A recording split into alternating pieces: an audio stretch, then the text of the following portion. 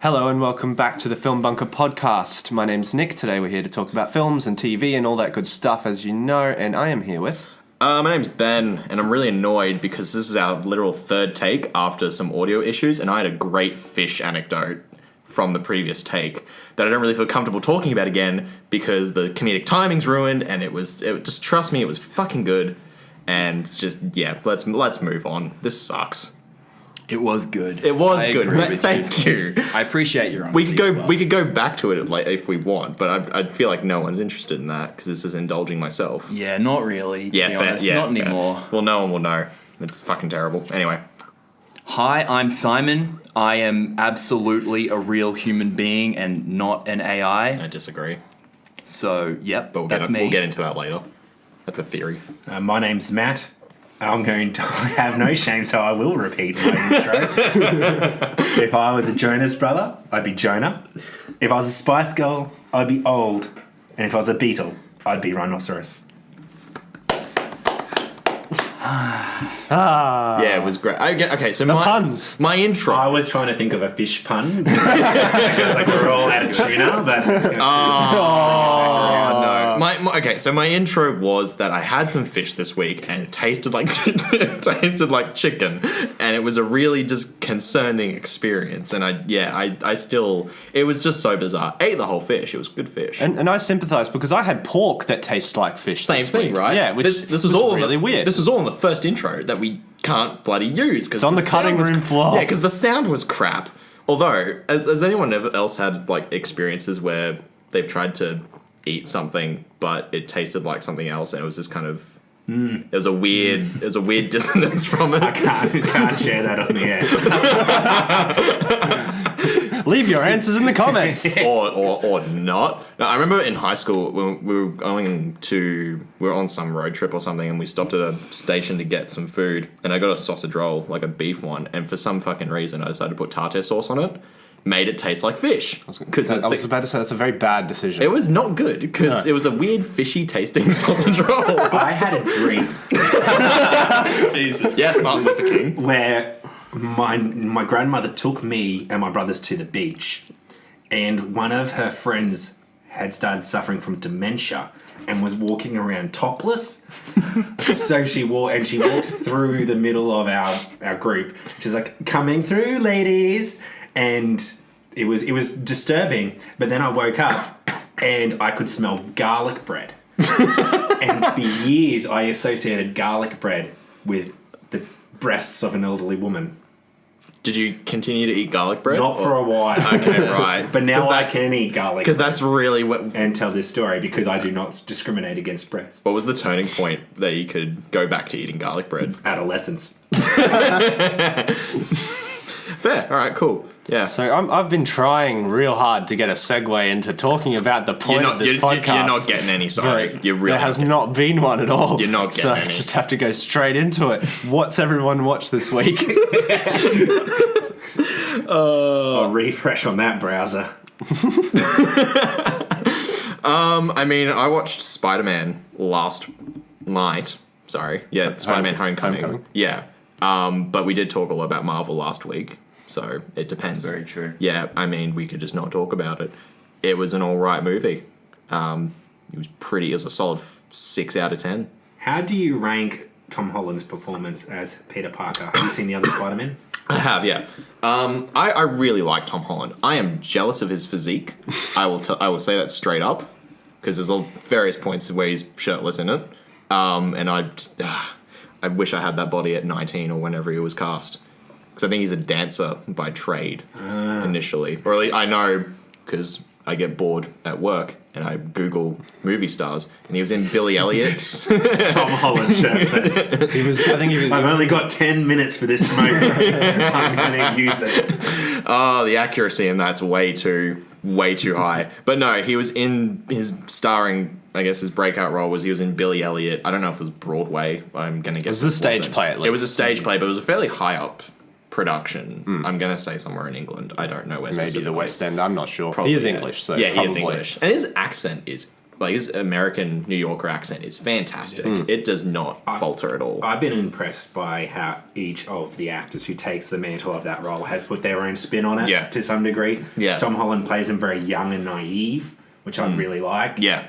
Andrew Garfield, I think, is underrated because I think he really did put a nice little spunky spin on the Spider-Man in New York accent and gave him a lot of attitude. Tobey Maguire. Let's just not talk about it. He was Tobey Maguire. He's a weirdo. was. I don't like him. I use him as a euphemism. He should not have been Spider-Man. I do love to go back and re-watch the scene from Spider-Man 3 where he is in the jazz club. Yeah. Because it's depressingly awful. He moves in a sorry, I'm knocking the table. He moves in a non-human way, and he says stuff like he calls a woman hot legs, and it's very uncomfortable. It is the most cringy fucking What scene. year was that movie again? That would have been 2007. 2007. Yeah, That doesn't translate well. I think Tom Holland's probably my favorite Spider-Man. I just gravitate more towards that naivety. And yeah, the fact that he's like 14 or 15 or whatever. 15. 15, thanks. It reminds me of a lot of the old... He had to clarify. I was just thinking, What I'm here for. He had to clarify. This is his realm. He's Ben does And I have not said anything. Tom Holland's physique, not I'm getting to the damn performances, but no, he performs it incredibly well. The whole reason I wanted to watch it was because of how he acted in Infinity War, and I was like, okay, I want to go back and watch. With that brief time, he really did shine in that. He role. did, and even in Civil War, he was a big highlight in Civil War for me at least, Never saw Civil War, but people really like to talk about that fight scene between him and Black Panther. because it is one of the few good parts of that movie for me. Yeah, there was a lot of fighting in Civil War, and I can't really remember that much else about Me that neither. movie. I remember If I'm being perfectly honest. I remember the big airport fight. Yep. That's the big one. And yeah, other than that, there's not a whole lot. I call that. It's got like one of the strongest villains in the Marvel universe in it. Homecoming, you mean, not Civil War? No, Civil War. Ultron, oh right? really? Yeah. No, Okay, that's yeah. not. I I'm thinking of a can't different remember movie. Civil War. Yeah. Who was the villain in Civil Baron War? Zemo. So that's right. He doesn't. He's not like superpowered or anything. The whole thing is in Civil War, and he kind of just tricks them into breaking up in the end. Yeah. And just the way he does it is brilliant. Homewrecker. Yeah. Spider-Man. Homecoming. Different movies. Homecoming. Homewrecker's the next one. Yeah. Vulture in Homecoming is really up there. One of the best Marvel villains. He was brilliant. Michael Keaton. His acting was just phenomenal. It was. Him and Tom Holland were the standouts, as they should be, because they were the main roles in that movie. I will say, I'll say a few things. Sorry, but firstly, as compared to a lot of the other Marvel movies, it was very kind of middle row for me. It was very. I don't know if that was just my expectations was quite high because what I'd seen previously in the other movies of Spider-Man. But I thought the first act was very strong and the third act was very strong, but it dipped a fair bit for me halfway through. And I think I said something afterwards, like they could have cut half an hour out of that movie and probably would have been a bit more impactful. It felt like there was a lot of just kind of dead weight with attempted character building and things like that. That's also a nickname I have for Tobey Maguire. That's just mean. The middle of that movie is trying to really, put Tony and Peter together and have that whole father figure. And that's the part of the movie I like the least. I think it's a Really? great movie, but that's the part of the movie I dislike the most. Sorry. Did you think that was important leading into Infinity War? Oh, of course. It's Yeah. extremely important leading into Infinity War. And I come to like it more now after what happened in Infinity War. Because watching it at first, like, Spider-Man's my favorite superhero. And having him have the father figure be Tony Stark just felt a bit off to me. Because even though they don't reference Uncle Ben at any point, which I kind of do like, they don't, because they didn't retread the whole origin story. They kind of just, went, oh, it happened and whatever, which is good. But yeah, having Tony take that role just felt odd. Him in the like close to the climax of the movie where he has that scene where he pulls like the building off of himself. Yeah. He hears like he recalls like what Tony says to him, and to me that feels a little bit off. That's my one gripe with the movie, because it's always about Uncle Ben, and it would have been nice to have a little, I know, callback, but yeah. It is, yeah, I'll agree that's a bit weird. I actually liked that dynamic. I mean, I don't have a bigger connection with the comics or anything like that. So for me, Uncle Ben was kind of like, whatever. But I just enjoyed Tony Stark taking on that role because it just seemed something very different for him. Honestly, the more recent movies with Iron Man in them have kind of just reinvigorated the character for me. Like, he's become a lot more interesting than he did in his solo movies, which I really enjoyed. The sarcasm can sort of, it risks falling into one note. It runs dry pretty quickly, and then you get to a point where it's like, do you have any fucking sympathy or empathy for anything? I don't buy Robert Downey Jr. as a responsible adult. But I guess he's an actor, so maybe he's up for the challenge. I mean, I think he enjoyed it. He seemed like he was enjoying it. I don't know. I think you get that vibe from the cast in all the Marvel movies, to be honest, is that they have a good time making those movies. Yeah. As opposed to Daniel Craig hating life in general. James Bond film. Being manically depressed. And action movies, big blockbusters like that, they're huge physical strains, so I imagine. I mean, I've only been in a few myself. I haven't even hit that point yet. I can't do character dramas. Like, they tell me to throw a plate at the wall and it doesn't break. I might want to ease off that. I cannot relate to this character. Can I have a paper plate instead so I can rip it? Like, Don't want to make mess for the crew to have to clean up. Well, yeah, no, because it takes 20 takes apparently. It's like, what about all the plates? All the wasted plates? And there's a budget, so you can't have shitty plate. Yeah, it's a whole bloody thing. But back to Marvel. I'll say, I forget one thing I was going to say. So I'll say one last thing in the fact that even though I'm not the biggest person when it comes to Marvel, although I've watched a lot more this year purely because of the lead up to Infinity War and everything else like that. But I feel like I'm finally understanding the appeal of why everyone likes these movies, and it's purely the fact, it's fucking obvious, but I'm an idiot for not seeing it. It's just purely the fact that there's been so many movies and so many stories in this universe that it's really satisfying to see, not even just references, but seeing events in other movies impacting the following movies or vice versa, and just seeing that whole world be connected and people making those connections is a really satisfying thing to do. Yeah, I mean, it's amazing the way that Marvel's able to just kind of... It's phenomenal. They've sneakily been able to turn film into a serial medium, which no one's really done before in that big a way. This is probably the biggest scale. Yeah. Not that scope, yeah. Yeah, in terms of films and length of time and everything like that, yeah. People tolerated James Bond films to keep coming out, but still they had to reboot the entire franchise each time they had a new actor. Yeah. But Marvel's able to keep that going for over 10 years. That's insane. But imagine if James Bond went serial. I feel like it wouldn't. Oh, it would. It wouldn't work as well. Well, the Craig films were serial. The first air quotes. Well, yeah, the closest that Bond has been serial, and that's why Quantum of Solace fucking sucks. Oh, it was horrible. Yeah. But I'd say, and this is no offense to Daniel Craig, I think he's a very good James Bond, but they're probably arguably the weaker Bond movies if you're comparing. Skyfall is like a massive standout. It's brilliant, but everything else is not that great. I liked Casino Royale. Me too. Me too. Yeah, it's like a big, especially as an aesthetic shock. Like it was a real kick in the teeth. Like, oh man, this is quite vibrant and energetic and darker. I think Craig is probably the best actor to have taken the role of Bond. Yeah.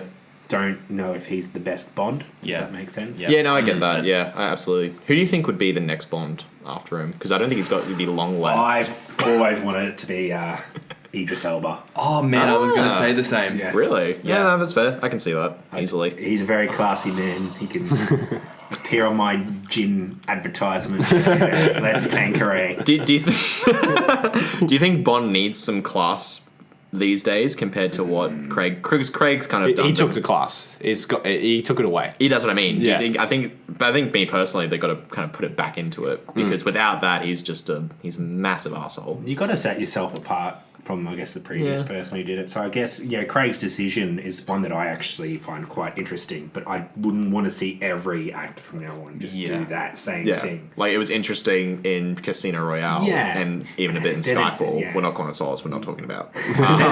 Or Spectre. Spectre was, like, passable. I saw Spectre, and I don't remember anything except vague, like almost dream-like images of him walking through that very sterile sort of place where he met her. Like, man.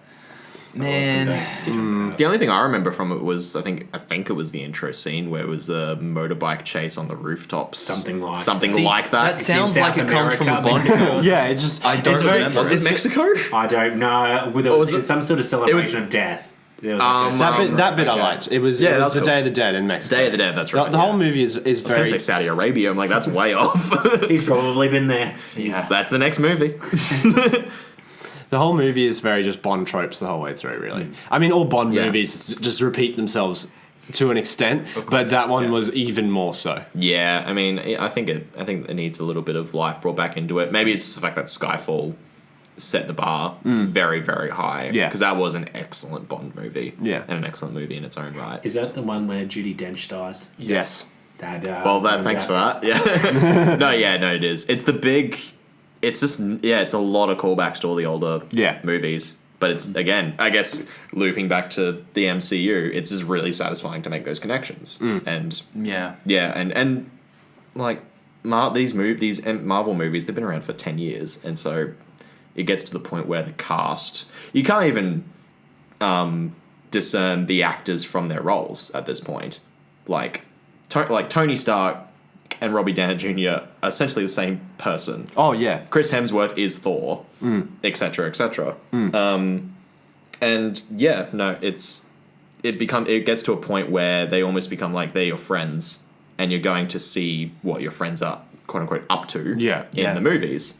And yeah, I just found that really interesting. And that's an excellent point, because that's what they've, like, studies have shown. I say that in quotations because I don't know which studies, that when you watch television year upon year, those characters, you start to emotionally invest in them as if they were your friends. And that's something that you don't get in film ever. Yeah, true. Because I guess you don't see them as often. Exactly. Compared to a sitcom where it would be weekly or even nightly. Yeah. Catching up with Seinfeld or Friends or Malcolm in the Middle or anything like that. Yeah, and the fact that Marvel's been able to land like at least 2 solid Marvel movies every year is insane. Yeah, and they're on to 3 now. True. This year is going to be up. 3. Yeah. Black Panther, Infinity War, and Ant-Man and Wasp. Yeah. So, and then next year I think it's 3 as well. Is the next of Infinity War? It's Captain Marvel, Infinity War Part 2, and then I think is Captain Marvel next year? Yeah, it's before Infinity War. I thought it was later this year. No. Ant-Man and Wasp this year. Okay. Captain Marvel start of the year, then Infinity War, and then I think it's maybe Homecoming 2. Okay, cool. Yeah. Interesting. I will say I'm more interested in watching Captain Marvel now, purely because I found out that Brie Larson is playing Captain Marvel, and she's just a phenomenal actress that probably doesn't get as much credit as she should. I haven't seen her in too much else, but I think she looks good. I think I have, I just can't remember. She was in a movie, the one I remember from was, I think it was just called Room. It was a couple of years ago. Oh, yeah. And she was excellent in that. I can't say much about... I think she's had some dud movies. I think she was in like Kong Island or whatever the fuck that was. I've heard her name and I've specifically Yeah. avoided not her, but the films that I've seen her in. Yeah, I don't think she picks the best ones. She looks great in the role. Yeah. She's got Yeah, she right does. head. Can you elaborate on that? She's got no. She's got blonde hair. She has eyes, a nose. She looks quite powerful. I think she's got quite powerful. Okay, yeah. She has a powerful head. She's got a square kind of not masculine jawline or anything like that. But I think I know what you're getting at. Yeah, she's got very. She looks like she could take a punch. I'm not advocating punching Brie Larson. I'm just saying. She has very prominent cheekbones, I think, from memory I've seen. Which is probably what you're slightly getting at as well. I think that's what you're getting at. Talking about future Disney movies, I saw the... That's a segue. Yeah. Fucking hell, okay. Good job, Nick. That was... No, not good job. That was a shit segue. We need a segue out of Marvel. No. Last week was all Marvel. No. I'm not saying that. I'm done with Marvel. But you can't just go, speaking of Disney, because Disney fucking owns everything. That's true. Well, that's why I'm talking. Anyway, what I do you saw wanna say? I saw the release schedule for the next up until I think it was 2020. And there's one movie that stuck out for me. It's got all the Marvel movies on it. It's got stuff Yeah, like yeah. Star Wars, like Solo, and all that on it. And you're keen for Incredibles 2? No, No. no, I am not. I do not like Incredibles. I am actually really interested in Artemis Fowl. What the fuck is that? Artemis Fowl's a young adult book that I read when I was younger. okay. Have you ever read I it? have no idea what you're talking about. I know the name Artemis from Yeah. pop culture and other things. So it's I think been in production hell for a very long time because Right. it came out. The book came out a long time ago now. Yeah. I read it when I was a lot younger, and I haven't heard anything about it. Mm-hmm. I saw that Disney production schedule they put out where it's like a timeline with each Yeah. day, and there was just the logo for that there, and I was like, oh shit, they're actually finally making a movie out of this. But they haven't said anything about it. No, I haven't officially. heard anything else Interesting. about it except that it's coming out. So I was just really interested. I find it really weird that Disney does that. I don't know why. Yeah. I feel like it gets rid of the surprise of it all. Oh no, I don't mind that. I mean the because timeline in general, not Artemis Fowl, whatever it is. we get emails with schedules up to 2025. Well, that's for great. the website. That's great for Like, you. But for the blow Joe like me, who just wants to hear when a fucking new movie comes out and says, "I'll go see that," and then never sees it. Did you say Blowjo? Yeah, Yes, that's I Joe did. Boy. Yeah, I know. I realized, but it's kept it going. So thanks for I caught it. thanks for pointing out my fuck Caught it up. like Brie Larson. Gonna punch that bitch in the face. I am. Violence against Brie Larson. Speaking of Disney, let's get a pizza. They own everything. We're gonna have this Disney beer and Is Artemis Fowl about Disney pizza? No, it is Ah. about a really smart teenager and fairies that So it's live Ready Player underground. One. No, like actual fairies that live underground. I'm already not interested. Yeah, it's a good young adult book. Yeah. He's Okay. he's just like the rich smart guy kind of Yeah. thing. Yeah, and he cons the fairies or something. Was it one of those? It's been a long yeah. time. Okay, I'm interested. Yeah, I'm put off this completely. You've got to be careful when you're conning fairies. No, fairies are fine. Pixies, they'll mess you up. I think it's fairies. I don't think it's pixies. I don't They're remember. little, Are they I little? was joking. They're basically the same fucking thing. I don't remember. It's been a long time since They I are. read the book. Is Tinkerbell a fairy or a pixie? Tinkerbell's a fairy. She's a right? yeah. I do believe in fairies. I do. So Yeah, she's a fair. fairy. You're right. Yeah. Because she looks Fucking like what I believe a outplayed. pixie Pixie would look like. like. Yeah, exactly. Well, she acts like a pixie because pixies are very they're all about trickery and stuff like that. And why would a fairy need to reassure itself? Yeah, I guess if Yeah. you're a fairy, it's like you've Yeah. made it in the small fairy world In Neverland. in Neverland. Have we just cracked open that Tinkerbell is not a fairy? I think so, because I think if she said a pixie would say, I do believe in fairies, because a pixie's not a fairy. Okay, It doesn't okay. have to identify. Tinkerbell doesn't actually. I know too much about this. Tinkerbell doesn't say I do believe in fairies. Everyone else in Neverland does because the fairies are about to die because they. Gotcha, Ben. I know. I don't like Peter Pan in the slightest. All right. But Tinkerbell's great. But yeah, they only live because people believe in them. So if people stop believing them, they all die. Tinkerbell doesn't say anything. True, She can't talk. true. Okay, you don't like Peter Pan. No. All right. Do you like Hook? I meant Peter Pan as the movie, but also Yeah, no, that's Peter what I Pan. meant, The but, character's like, a okay, prick. alright. Hook's fine. I don't really have much to say about him, to be honest. No. I mean the movie Hook. Oh, the Yeah. film. Oh god, we're way fucking off. No, I haven't seen it. And You I haven't don't, seen I Hook? don't particularly want to. Really? No, Have you- really. Simon, have you seen Is it? this the new Yeah. one? Do you like Hook? Wait, The Robin define Williams new one. one. Yeah, of No, course. no, yeah, that's Of what Oh I'm no, that's Yeah, Pan. yeah. I No, mean, yeah. never I mind. haven't seen it since I was a kid, but it was entertaining and there were colours in it. So. When you guy with the mohawk. When you say kid, how old we talking? I don't know when it came out, but it wouldn't have I don't know. I would have been Because it 9 depends or how. 10. Okay, so the colours were very important. Oh yeah. Okay, fair. Yeah. That's very fair. That's what I was trying to establish. I remember that part of it where he's like, "Don't stop me, Smee! Don't stop me! Don't stop me! Don't stop me, Smee! Stop me! Stop me!" What voice was that? I don't know what the character sounds like. I wonder which actors are in it. It's Me neither. Yeah. We got Robin Williams, Yeah, Robin and then Williams. I can't remember anyone else. So what are the boys called?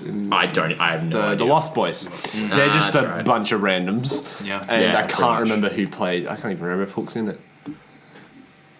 Dustin Hoffman.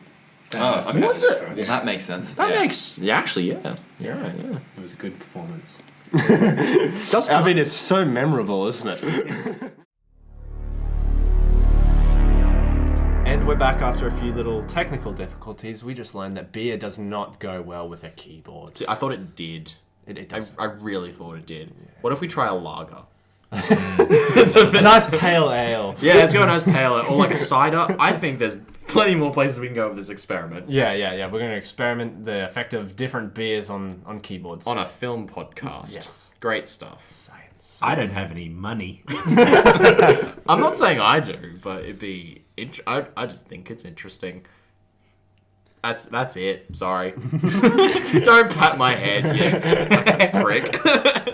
So right now, what we're going to do is we're going to pick up with this week's bunker battle. What we do in the bunker battle is we decide, out of two pieces of media, which one should be preserved forever in the bunker after the world is destroyed, probably by Trump. Yeah. This week, we're going to decide against two TV shows. And those two TV shows are Parks and Rec and Brooklyn Nine-Nine. Oh, I was not expecting that. Thoughts, people? I can go first if everyone's alright with that. Go first. I will go Brooklyn Nine-Nine because I've seen it. Detecting a running theme. Problem. It's not a problem. It's purely me. So I might. Whenever I say I agree with something, usually it means absolutely nothing. Have you seen any of Parks and Rec? I've seen a couple episodes, but Okay. to be totally honest, it just didn't grab me that Did much. you watch the first season? I don't know. It was on TV. I don't know what season it was or what I watched. It had Amy. I was gonna say Amy Schumer. It's not Amy Schumer. It's Amy Poehler, the better Amy. Yeah. Oh, do you want to go into that? Fuck this bunker battle. I want to hear this shit. I could do without either. Oh, okay. Screw this bunker battle. Amy Schumer versus Amy Poehler. No, I think he's just saying that he doesn't like either of them. No. I'm not a big fan. Yeah, okay. So Amy Schumer's obvious, but why Amy Poehler? Amy Poehler just annoys me, and it's my problem. It's only my problem. No, when someone annoys you, it's not really your I've problem. got a great record. Brie Larson. Brie Larson's great. Amy Poehler, she's very talented. I respect what she's done. I just find that her style of comedy can be quite obnoxious. I can see I that. get that. I feel like she gets overshadowed a lot by Tina Fey because they were the duo, Yeah, right? And I think, yeah, I think possibly. to be fair, I think Tina Fey's a lot better. Yeah. Easily. Yes. When they work together, they work together very well. But yeah, by herself, she's a bit. It's hard to pinpoint. But yeah, the small bits I've seen of Parks and Rec, just for some reason the comedy didn't grab me that much. I didn't feel inclined to keep watching it. Basically, I can't say why. I don't even know what the show's about. That's a problem. Are they like a council or something? Or Yes. is it like, Yes. yeah, it's They're like a city council the type Parks thing. and Rec They're the department. Parks and Rec Recreation. department, I got that because it's actually got. Anyway, I got that. Did you? I got it, man. I guess I didn't care a lot about the characters. I didn't think a lot of them were actually that funny, which in a sitcom like that is fairly Chris important. Pratt's pretty great. Yeah, that's fair. And No, I'll agree with that. Yeah, and Ron, I forget the actor's name. I don't. know. Nick Offerman. Nick Offerman's brilliant. Is he the guy with the mustache? Yes. Okay. The manly man. I've seen him in GIFs and memes, and he's very good. I'm happy with his meme work. He's the one who says "Fremulon" at the end of Brooklyn Nine-Nine. Oh, really? Yes. Oh, that's cool. Yeah. Well, you know what? He's in Brooklyn Nine-Nine, so that's another point for Brooklyn Nine-Nine for me. I will say, I'll finish, but I do think Brooklyn Nine-Nine just has a stronger ensemble cast, and not even just Andy Samberg. Yeah. I mean, the whole cast are phenomenal, and seeing its progression into what it's become has been really great to see. And so I'll say Brooklyn Nine-Nine. Floor is open. Simon. I'm going to say resoundingly Parks and Rec. Oh, really? I think it is a better show. Especially Adam Scott. Aubrey Plaza, Nick Offerman, I think they gel together as a cast exceptionally. I think it's well written. I think I even prefer it to The Office, which it was kind of a spin-off Ooh, of. interesting. Yeah, I got that too. The problem for me is that it started to be a good show very late in its... It maybe season 3. Yeah, because that whole first season is not that great, is it? It's objectively bad, I think.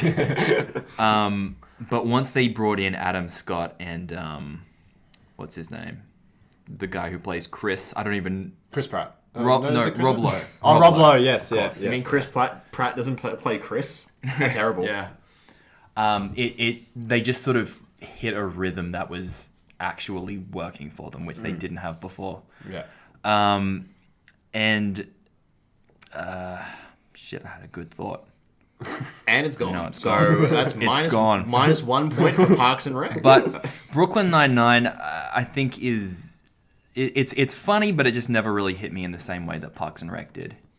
Yeah, Parks and Rec with the characters probably draw you in a little bit more than Brooklyn Nine-Nine. You probably like, for me, I'm probably going to go with Brooklyn Nine-Nine because objectively, I just think it's funnier.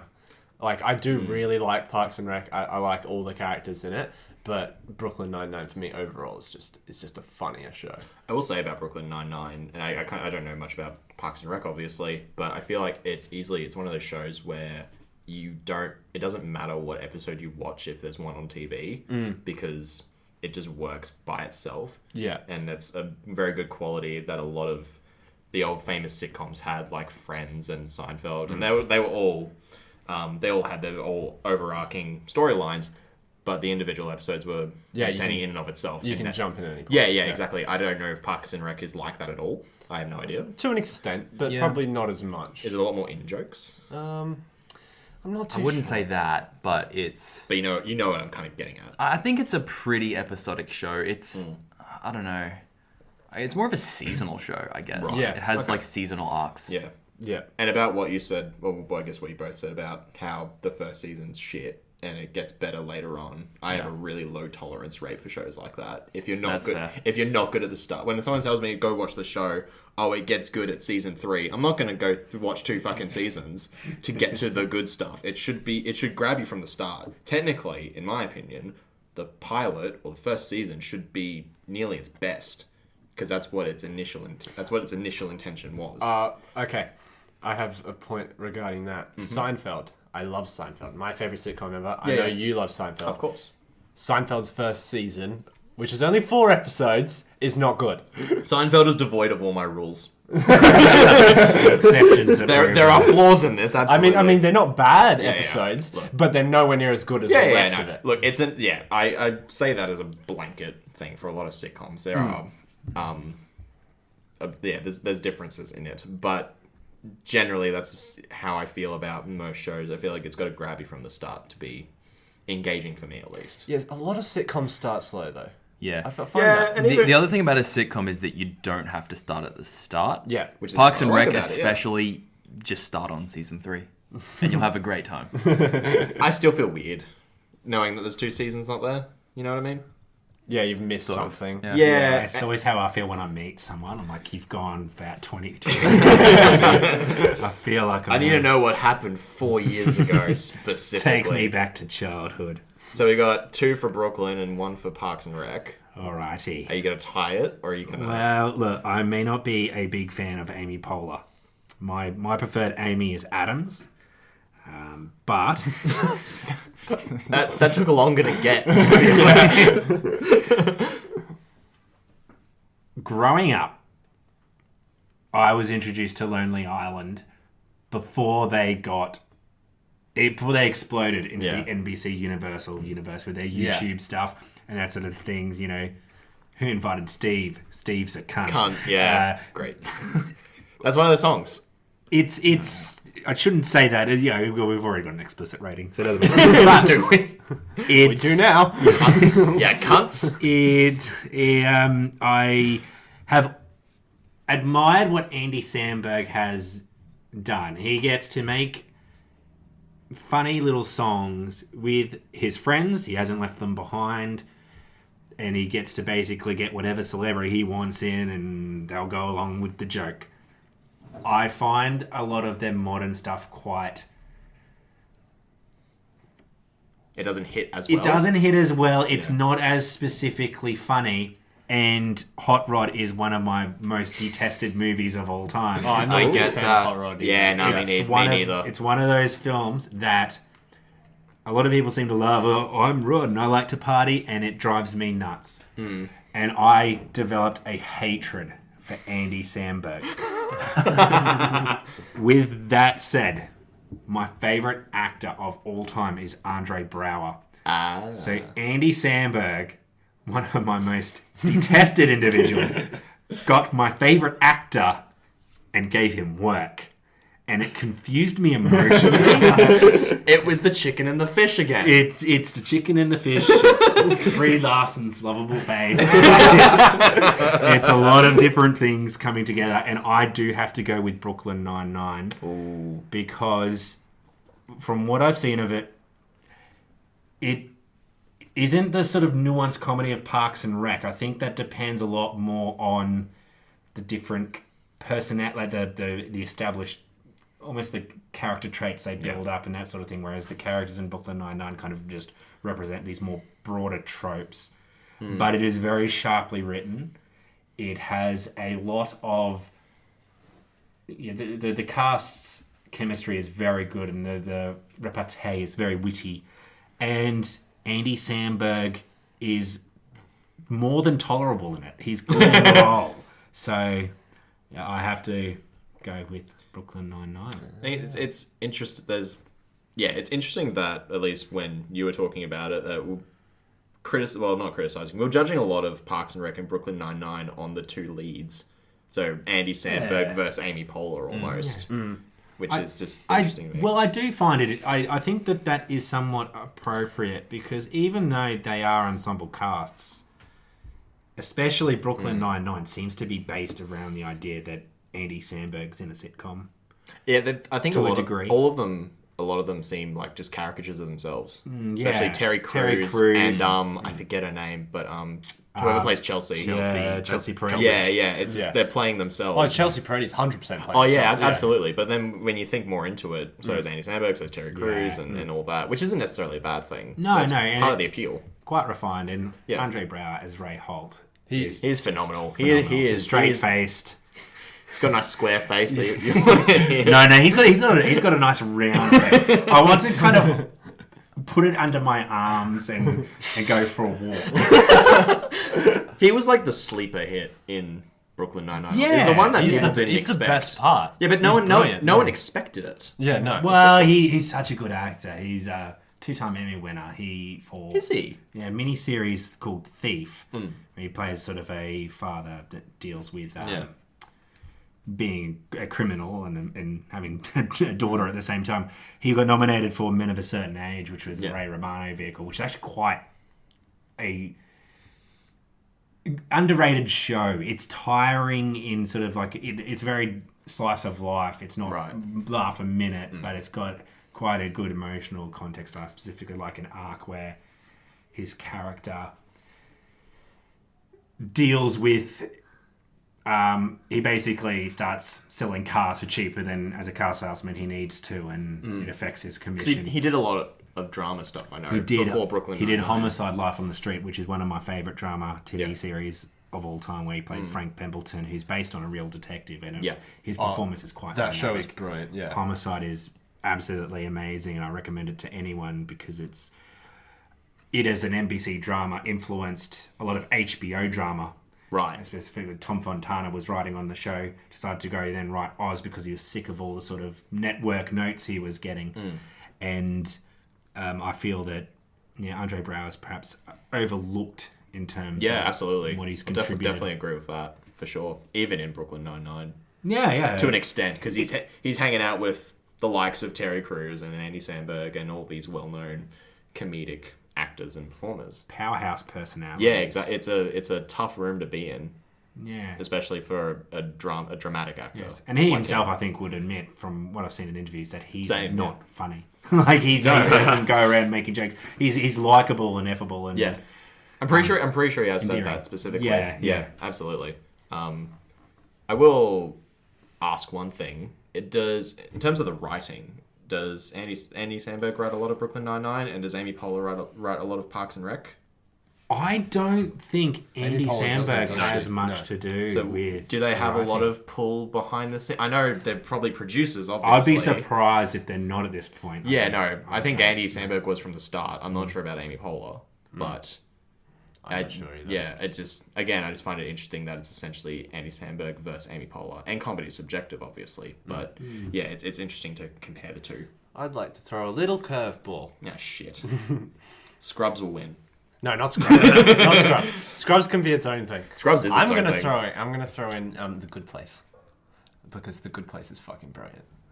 And I tell you the truth, if I have to decide between the three, I'm going with The Good Place. Okay, so we're adding that to the battle. Yeah, I'm That gonna is- make that- it three-way. that is I'm a gonna make it a plot three-way. twist. Can I add my own? The Good Place is the Ted Danson one. Yeah, Yeah. and it is amazing. Look, I can't. I love Ted Danson in every modern comedy that he's been Yes, in. yes. Bored to death. Yeah. I loved it. He's just I don't know how, like, for some reason, just like, I'm not a big Cheers fan. No. But everything that he's done nowadays has been brilliant. Cheers was very much a product of its time, though, and yes. it does not age. commercially, It definitely doesn't age well. Neither And- does Kelsey Grammer. No. But- Oh, but even it's been superseded by Frasier, and Yeah. or again all the other the big sitcoms. I can't add much to The Good Place. Again, haven't seen it. What a fucking shocker!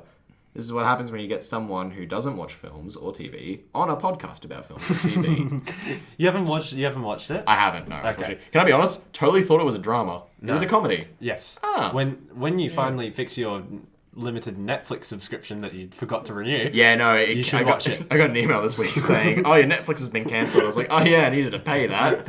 Whoops. You should definitely watch So it. is the whole thing on Netflix? Yes. Okay. How Yeah. many seasons? I think it's two now. Cool. Two now. Yeah. Awesome. Two. How many episodes? I think it's 10-ish or something? 10, about that. Yeah. It's Okay. it's pretty short. They're little short episodes.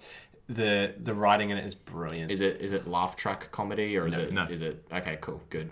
Good to know. I do like Kirsten Bell. I feel like I should say some positive things about actresses that are working today. But not Brie Larson. No, she's great. I love No, her. she is. Just, I'm kidding. just Amy Poehler. But not Amy Schumer. Oh, Amy Schumer. Yeah, that's a whole other. That's, a whole that's other another thing. kettle of fish. More. That tastes like. I chicken. respect Yeah. what she's done for herself, but not what she's done for comedy. I don't respect what she's done for herself, Well, she's and not I hate her broke. for what she's done for comedy. But that's Yeah, fair enough. Okay, Yeah. I agreed. That was an easy argument. All right. I just my biases towards Andre. I can't go against him. That's interesting. Yeah. But and I'm going to try and defend it. Brooklyn Nine-Nine is one of those last network television NBC style comedies. 22 episodes a season, probably something roughly. like that, yeah. True. That's a lot of writing, and it's It hard is. to make something that goes to everyone's palate. That doesn't have that widespread acclaim and does connect with sort of the younger audiences, and is reliable and is strong in its casting and that sort of stuff. So I'm going to use that as sort of like a bit of a testament to its. Grr. You never hear It's any. gur. It's Yeah, grr. it's gur. You never. You never hear anyone say something bad about. No, Brooklyn I Nine-Nine. don't think it's possible to. I mean, I can't even hate it. Unless you don't watch it. Yeah, Really. But I'm gonna have to, really invest in the Good Place. I think. What are you gonna, so you're gonna change The Good Place? No, Okay. I can't. So do it. that's a win for Brooklyn Nine-Nine. Yeah, even But with. I The Good will say Place. for the record, I'm going to stick with Parks and Rec. You guys Nice. Parks and Rec? Because Okay. it bought my loyalty over seasons of just really good comedy. And That's like fair. the relationship between Leslie Knope and Adam Scott's character Ben was amazingly developed over the seasons. This is the same with Chris Pratt and Aubrey Plaza's characters. It was that's something you don't see done well in a lot of comedies. Yeah. And it was just really fucking funny for its entire run. So Would I be right saying that Parks and Rec is that type of comedy that some people get it and it's great, but then there's another subset of people that just like, I don't get it at all. Yeah. It doesn't seem to have the universal Yeah, I think that's the big difference. appeal. Yeah. I don't know why, and I don't know what that is specifically. It doesn't necessarily mean it's a bad show, but I feel like it is one of those shows where people are just put off by it for some reason. I don't know why. Maybe they can't read the chemistry. Because it's also the mockumentary style. Probably that as Maybe. well, even. So mockumentary styles, like I know, like my parents do not like anything that's mockumentary. Don't know why. They just don't. See, I usually do. Yeah. But yeah, for some reason, couldn't get it for some reason. Yeah. Yeah. Yeah. That's It's comedy. It's subjective. Yeah. It's one of the most subjective things. If anything, this is probably the first bunker battle that divided the. Yeah, road because very I well. threw that curveball in because It's I a good really like the curveball. Good Place, and I have to change to that. You just wanted to I talk mean, about Brooklyn Good Place. Nine-Nine is still winning because we've got 2-1-1. You But, just yeah. wanted to talk about the good. Yeah, Place, pretty though. much. Yeah. That's it's, fair. It's a brilliant show. It shares a universe with Parks and Rec. There's a small nod to Really? a perfume that's advertised in a magazine they're reading. Right. That's in That's Parks and Rec. weird. And also, like, it's got a few of the same creators and stuff like that. So it's all in the same vein. in So the end. really, you just voted for Parks and Rec again. No, I voted for the Good Place because I like. No, It's no. Kristen Parks and Bell, Rec. yeah, yeah. Because And she's I always great, yeah. her Kirsten name Bell. was I think it is Kirsten Kristen. Bell. Kirsten It's Bell. I think It's it is Kristen. Kristen. I'm Because of the Yes. joke, Kristen yeah. Bell. Is this another and Mark Christian Ruffalo Bell. situation? Yeah, And yeah, Kristen yeah. Bell. Yeah. It is Kristen. Okay, Yeah. never mind then. Anyway, so it's come down to Brooklyn Nine-Nine going in the bunker. So we currently have The Princess Bride and Brooklyn Brooklyn Nine-Nine. Nine-Nine. Yeah. Two classic comedies. Yeah. man. That is not bad. I would not My mind. boys in. Would not mind being in an apocalypse and you just have Brooklyn Nine-Nine and Princess Bride. That's a good mix. Yeah, it's not bad. It's not bad. I'd feel a little bit shortchanged because it's just two films. It's just me. What? I feel like I should get Brie Larson in at some point, but her movie sucked. So Not Room. gotta get- Room's No, alright. Room was- yeah, Room's alright. Room's- It's not a movie you would watch every day. No. It's a bit much. Captain Marvel's got to come out. And it's got to be good, which is the main thing. I'm sure it will be. I mean, yeah, I don't really know, to be totally honest. But yeah, there you go. We'll find out in 2019. Yes, we shall. Cool. And we're going to wrap it up here. So everybody, like, subscribe, do all those good things. I don't know what you do on iTunes. Just do it to support. Subscribe, leave a rating, Yeah, leave a comment. Don't you just review. listen to it and then like, oh yeah, that was a thing. Yeah, you just say out loud. That was a thing. And then it registers. Am I the only one who That's does right. that when I Just say to yourself, I'm going to listen to this again. And we'll see you guys next time. Bye. I love you, Brie.